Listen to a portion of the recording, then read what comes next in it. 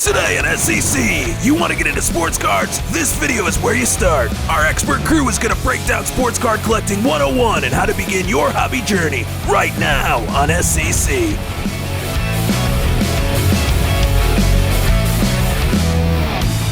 Welcome to episode 21 of Sports Cards Culture. My name's Chris. I'm here with Josh, Kristina, and Nick. At Card Ladder, we see increasing numbers of people come into the sports card hobby month after month. Some people collected as kids and are thinking about cards for the first time in many years. Others collected on and off throughout their lives and therefore are more familiar with the current state of the hobby. And some people are encountering sports cards for the very first time. So this week, I ask that we put ourselves into the shoes of those who are diving into the sports card world for the first time in a long time, maybe even for the first time ever. And to start, let's just ask some very basic preliminary questions. These are things that newcomers might be thinking about before deciding to get involved with sports cards. First up, Josh, is it necessary to know a lot about sports in order to get involved with sports cards? I don't know if it's necessary to know a lot, but you definitely have to have interest in sports, I would say, because I think the key to being successful in anything really is having genuine interest and passion in that thing. And if you don't like sports or you don't know a lot about sports, it's going to be really hard to get into sports cards, especially because if you don't, then your primary motivation is money, and I don't think that's going to be the best key to success. Now, how much do you need to know? Is this like fantasy football where you really kind of need to know quite a bit, or not like that? No, I mean, the reality is if you only collect one player, let's say, you just need to know a lot about that one guy. Whereas fantasy, you have to know everything. You have to know stats. You have to know where guys went to school and like what division they play in and what weeks they play. It's just all these crazy things you have to know. But I guess in sports cards, it depends on how deep you want to go into it. But if you just know a lot about one player, that's a good start. Or what about with gambling? With gambling, you really want to know, how does this team do at home? How does this team perform on the road? Are they on the second night of a back-to-back? You need to be good to have an edge. You need to have usually a little bit of specialized knowledge. You kind of want to know what you're doing. Do you need that type of knowledge and experience with sports in order to succeed in sports cards? No, I don't think so. Okay, and Kristina, the same one to you. Do you need to know a lot about sports in order to collect sports cards? No. Okay. You don't need to know anything at all. Some of the best ways to learn... You need to know some things. You need to know words. How to use the internet. Okay. Some of the best ways to learn, and this is proven, is immersion. Total immersion. So if you're not sure about sports, but you really like the designs and the artistry of sports cards and you have friends who are in the hobby, then just dive in. Like, seriously, just dive in. Do your research, learn as you go, and just have fun. Now, let me turn the question around and phrase it in the positive. Okay. And I'll start with you and then go to Josh. What should you know about sports in order to collect sports cards?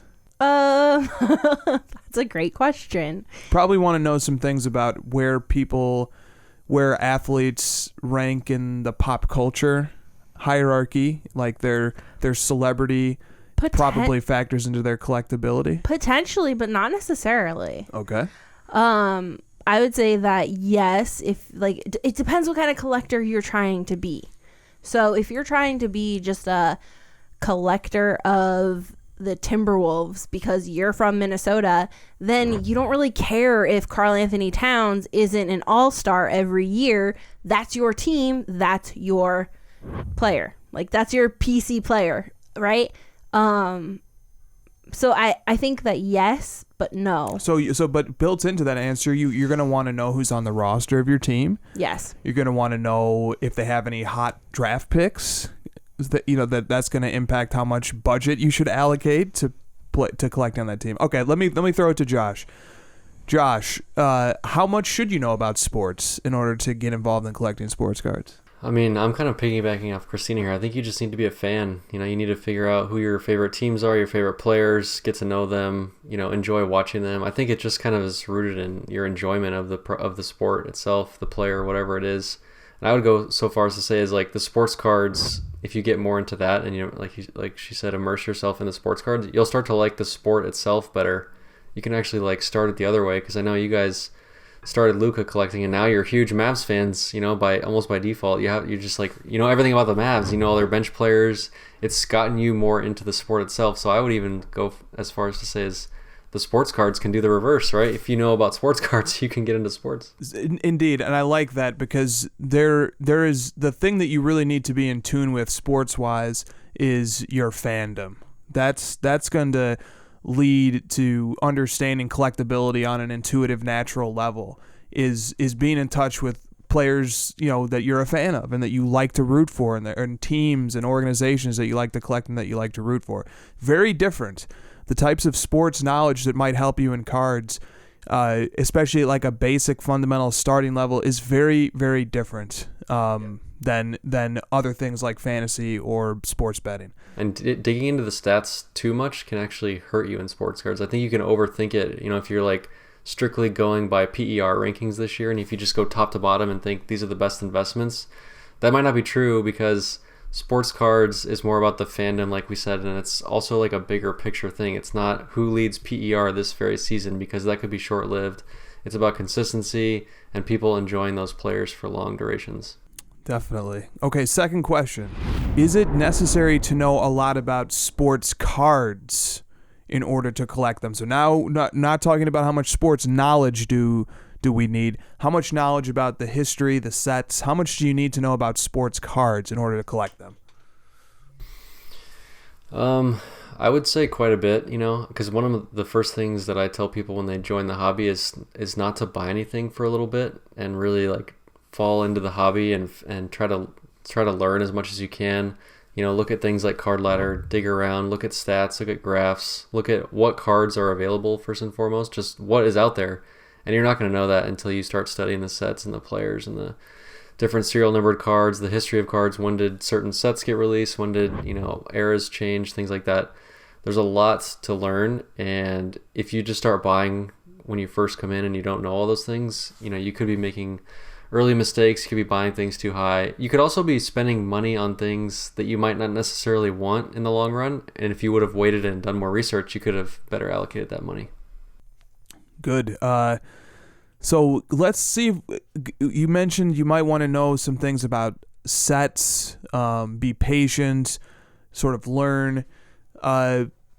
What about sets? How does somebody figure out what the sets are? What's the starting point there? Well, I'd just go on Card Ladder, start sorting by different years, start sorting by score, sorting by value, and then you can start searching. You search the different years, search for like maybe a year of your favorite player's rookie year, and start like digging through all the different cards. You can go to Cardboard Connection, start looking through their articles. They have a lot of organizational pieces. You can search like a specific player and search like their best cards, and Cardboard Connection usually has a pretty good article, because then it'll show you like their top 20 cards, and you can kind of just step through and see like, okay, these are the sets that matter the most for this given player, and you can start to understand why.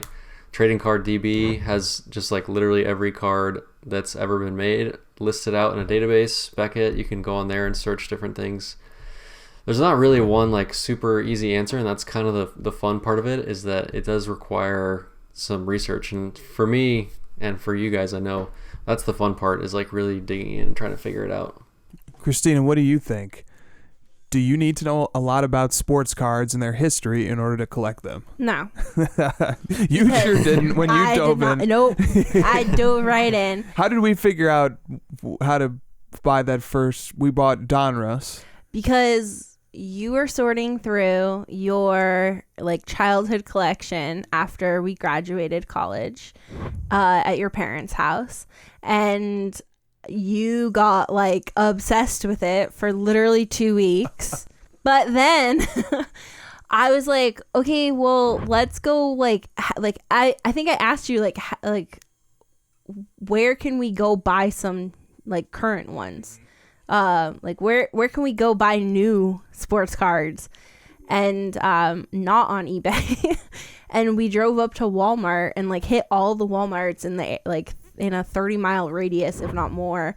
And Don Russ was on like every shelf. Yeah. No, that was it. And I remember we went to a local hobby shop and we bought one pack or like a few packs of 2012 Panini Past and Present Basketball. Yep. Got a Vernon Maxwell autograph out of there. Thought we were really flying high. We went to a different hobby shop and then bought Don Russ boxes, and then we graduated to ordering them from Dave and Adams. And First hobby box we got, like full hobby box we got of Don Russ, was from Amazon. Right. Do not buy do not buy sealed wax from Amazon, people. At least not without price checking. Yes. But and I did. Looking into delivery times. Right. But I did because I was a girl who didn't know, and I was like, oh, look, I could just buy it on Amazon. But I pulled the cat Elite Dominators from that. So that ended up being a good box. So this is kind of like what Josh was talking about a little bit earlier, where collecting a player led to fandom and to much more knowledge about sports. And here, just getting started led to much more knowledge about the hobby. Yes. Okay, so your point of view is you don't really need to know that much about sports cards in order to get started. I just did everything backwards.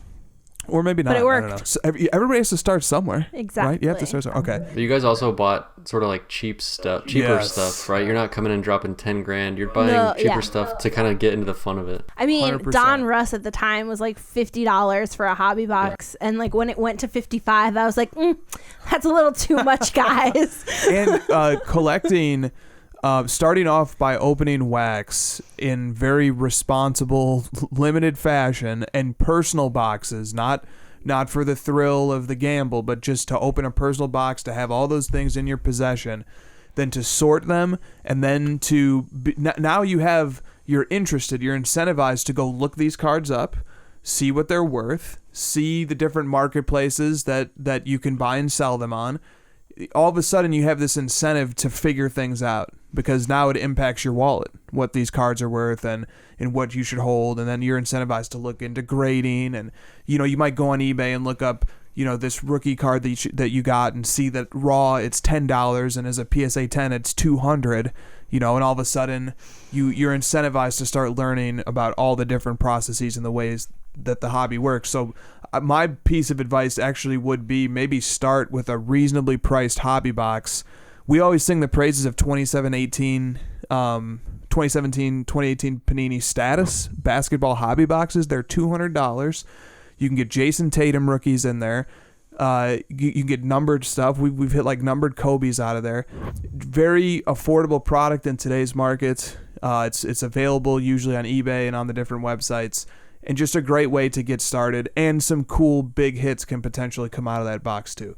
So study the pack odds. They don't give pack odds today. If you're buying 90s, they do. Study the distributions, all the different parallels, all the different inserts you can get. Study the checklists.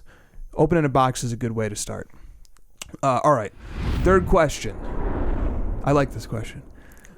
You wrote it. Are there any skills that would benefit someone starting off in sports cards besides having knowledge of the hobby or knowledge of sports? Skills besides those that might help you. First, Kristina, then Josh. Can we turn it into skills and traits? Yeah, sure. Okay. Patience. Okay. Patience is a virtue in the hobby and in life. I would say dedication and research. I know, like, sometimes you think, like, oh, that's so boring to, like... So basically, if you're a librarian, you're going to be a great collector. Oh, my God, yeah. All right. Yeah, I don't know. Networking, like, being a social person on social media and, like, trade nights when the world opens back up. Getting, like, out of your shell a little bit and talking to your local card shop owner, and like really like learning from like at the master's feet at that moment. Hopefully like they can help you and like help guide you and be honest, because like it just makes sense for them to want you to be a like lifelong customer instead of like a two times customer. Okay, all right. Yeah, I don't know where I'm going with this. That's so let's good. move on That's to Josh. Good. Lots of good traits there. All right. Josh, what about you? Are there any skills that would benefit somebody starting off in cards besides knowing cards and knowing sports? Yeah, I think having financial skills would benefit you a lot. Maybe if you come from a finance background, or you study the stock market, or you understand crypto, those skills can definitely help you. And I think if the trait being that you're fiscally responsible and you don't gamble a lot, I think someone who doesn't gamble would be a good skill, because I think that's kind of where you can get in trouble in the beginning and get burned. Another trait I was thinking about was obsessive. Someone who's like, because we were talking about the psychology of being a collector last week, and those collectors, as we pointed out, are the ones who have been the most successful over the last few years, just with all the different influx of people. And having that obsessive, research-driven collector, hoarder gene or trait or skill, whatever you want to call it, I think it would actually work out in your favor in this case, where it may be a stigma that is negative in most social connotations, but in this one, I think it's positive. For sure. I just want to add entrepreneurial skills are very beneficial, because an important part of collecting, of investing, of being a dealer, of flipping, is being able to buy and sell. And being able to buy and sell cards means knowing how to confidently list an item for sale on eBay, for example, or knowing how to negotiate deals through marketplaces like the Facebook marketplace, or knowing how to barter or bargain with somebody at a show or at a shop, and knowing when it's appropriate and when it's not. And people who have entrepreneurial backgrounds or entrepreneurial aspirations really seem to understand the importance of interpersonal dynamics. They understand the importance of, relationships, business relationships, and all those things can take you really far in the hobby. And sometimes, I almost forget how important it is knowing how to be a patient seller. And even if you have a card that's worth $500, it's not just as easy as throwing it on eBay and then it's gone. You might need to list that card for $600 OBO to get the $500, and you might have to wait a week. Might have to wait 2 weeks. OBO means or best offer. There you go. All right. Let me, to conclude this episode, pivot to some practical advice. First to Josh and then to Kristina. For someone looking to get into sports cards, what's just the very first thing they should do? The very first thing you should do is get a subscription to Card Ladder. The first thing I always tell people is figure out what players you would want to collect. Come up with a short list of players, and I tell people to find maybe one modern, currently active playing player. Find like a Hall of Famer, a legend, someone maybe that's just like a favorite of yours from your childhood or whatever, and just sort of start from there. Pick 3 people, get Card Ladder, start searching the players' names, seeing what cards are there, and just start diving in. Kristina, what's one piece of advice you'd give? If you're not ready to jump in and buy a subscription to Card Ladder, I would say download the Card Ladder app. It's free, and you could do all of the research for the past 90 days for free using the Card Ladder mobile application on Apple and Google Play stores. And then I would recommend creating a Instagram dedicated to cards, and then just start like talking to people on their posts and following people that you like cards of, and then go down the rabbit hole, immerse yourself. And I'm just going to reiterate what I said earlier. I think those are great pieces of advice. I would say the first thing to get started with, pick a sport and then buy a recent hobby box of it. And that's going to show you, that's going to let you, that might be difficult. So it's going to give you so many well, you just go to your local shop, say I'm interested in hockey. What's a nice hobby box in the $100 to $200 range? And do you have any of them? Oh, here we have this. And then you open it. You get the whole experience of having the cards in your hands. It's going to lead you to wanting to discover so many things. You're going to figure out pretty quickly if you like this or not. It's a good way to start on a number of levels. And then it can lead to you creating an Instagram page, or it can lead to you, doing a lot of different things as a result. So last question here, first to Josh and then to Kristina. How can newcomers know if they are doing things properly? How will they know if they're making mistakes? What should they be looking for to kind of signal them that they're either on the right path or the wrong path? Are you having fun?